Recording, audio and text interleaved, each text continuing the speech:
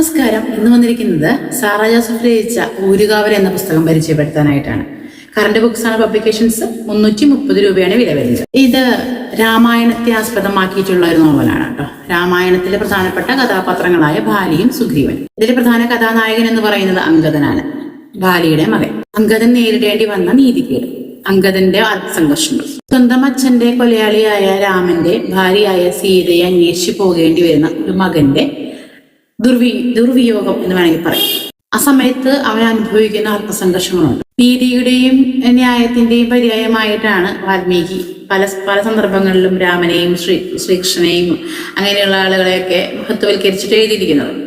ഇതെല്ലാം തന്നെ പല എഴുത്തുകാരും അതിനെ ഖണ്ഡിച്ചുകൊണ്ട് അവരുടേതായ അഭിപ്രായങ്ങൾ അവരുടെ കൽപ്പനഗതിയിൽ വെച്ചിട്ട് എഴുതിയിട്ടുണ്ട്. ഇവിടെ അങ്ങനെ ഒരു നീതികേടിനെ കുറിച്ചിട്ടാണ് സാറാ ജോസഫ് ചർച്ച ചെയ്യുന്നത്. അംഗദൻ മാത്രമല്ല, ഇവിടെ നീതികേടിന്റെ പാത്രമാകുന്ന താരയുണ്ട്. സ്വന്തം ഭർത്താവ് മരിച്ചതിന് ശേഷം ഭർത്താവിന്റെ അനിയനെ കല്യാണം കഴിക്കേണ്ടി വരുന്ന ഒരു സ്ത്രീയുടെ ദുർവിധി. അതുപോലെ തന്നെ സീത, ഇത്രയും മഹാനായ ഒരു രാജാവിന്റെ ഭാര്യയാവേണ്ടി വന്നിട്ട് പോലും അവൾക്ക് പതിവ്രതയല്ല എന്നുള്ള, അല്ലെങ്കിൽ പതിവ്രതയാണ് എന്ന് തെളിയിക്കേണ്ടി വരുന്ന ഒരവസ്ഥ.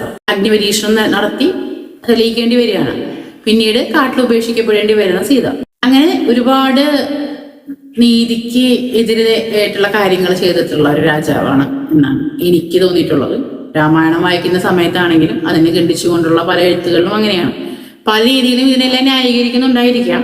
അതിനെല്ലാം എഴുത്തുകൾ ഞാൻ വായിച്ചിട്ടുണ്ട്. പക്ഷേ സാറാ ജോസഫ് പറയുന്ന പോലെ ദുർബലരായവരാണ് എന്നും നീതികേടിനെ പാത്രമായിട്ടുള്ളത്. ശക്തരായവർക്ക് എല്ലാം അവർക്ക് അനിശ്ചിതമായ രീതിയിലാണ് പിന്നീട് അങ്ങോട്ട് കാര്യങ്ങൾ നീങ്ങിയിരിക്കുന്നത്. രാജാവായ സുഗ്രീവൻ യുവരാജാവായി അഭിഷേകം ചെയ്യപ്പെടേണ്ടിയിരുന്ന അംഗദനെയാണ് സീതാന്വേഷണത്തിനായി രാമന്റെ കൂടെ പറഞ്ഞുവിടുന്നത്. കുട്ടിയായ അംഗദൻ അതുവരെ ഒരുപാട് കൂട്ടമ്മമാരുടെയും പെറ്റമ്മയുടെയും ഒക്കെ സ്നേഹപരിലാളനങ്ങൾ ഏറ്റുവാങ്ങി ഒരു പൂമ്പാറ്റയെ പോലെ കളിച്ചുല്ലസിച്ച് നടന്നിരുന്ന കുഞ്ഞ് വളരെ പെട്ടെന്ന് ഒരു ദിവസം കൊണ്ട് ഒരു യോദ്ധാവ് എന്ന് പറയുന്ന ഒരു പരിവേഷം കൊടുക്കുകയാണ്. അതിനെ എതിർക്കാൻ പോലും സാധിക്കാതെ ഒരു പറ്റം പാവ മനുഷ്യൻ, നിസ്സഹായരായ മനുഷ്യർ. ബാലി എന്നല്ല, ഇവിടെ വാലി എന്നാണ് പറയുന്നത്. വാലിയെ സ്നേഹിക്കുകയും അദ്ദേഹത്തിന്റെ ചൂട് പിടിക്കുകയും ചെയ്യുന്ന ആളുകളെ എല്ലാം നിഷ്കരണം വധിക്കാനായിരുന്നു സുഗ്രീവന്റെ തീരുമാനം. ഇവിടെ കിഷ്കിന്ധ ഒരു വാനര സമൂഹമായിട്ടല്ല കാണിക്കുന്നത്. കിഷ്കിന്ധയുടെ ജനങ്ങളെയും എല്ലാം ഒരു ഗോത്ര സമൂഹമായിട്ടാണ് കാണിക്കുന്നത്.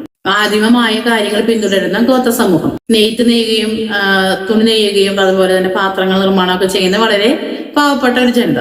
അവരെയാണ് യുദ്ധത്തിലേക്ക് മനഃപൂർവ്വം തള്ളിവിടുന്നത്. സുഗ്രീവൻ എന്ന് പറയുന്ന സ്വേച്ഛാധിപതിയുടെ സ്വന്തം താല്പര്യങ്ങൾക്ക് വേണ്ടിയിട്ടാണ് ഈ പാവപ്പെട്ട ജനതയെ അങ്ങനെയൊരു അവസ്ഥയിലേക്ക് കൊണ്ടെത്തിക്കുന്നത്. അങ്ങനെയുള്ള വർത്തമാന കാലത്തും ഇങ്ങനെയുള്ള കുറെ കാര്യങ്ങൾ നമുക്ക് ഇതിനകത്ത് ഈ നോവലുമായിട്ട് കണക്ട് ചെയ്ത് വായിക്കാനായിട്ട് സാധിക്കും.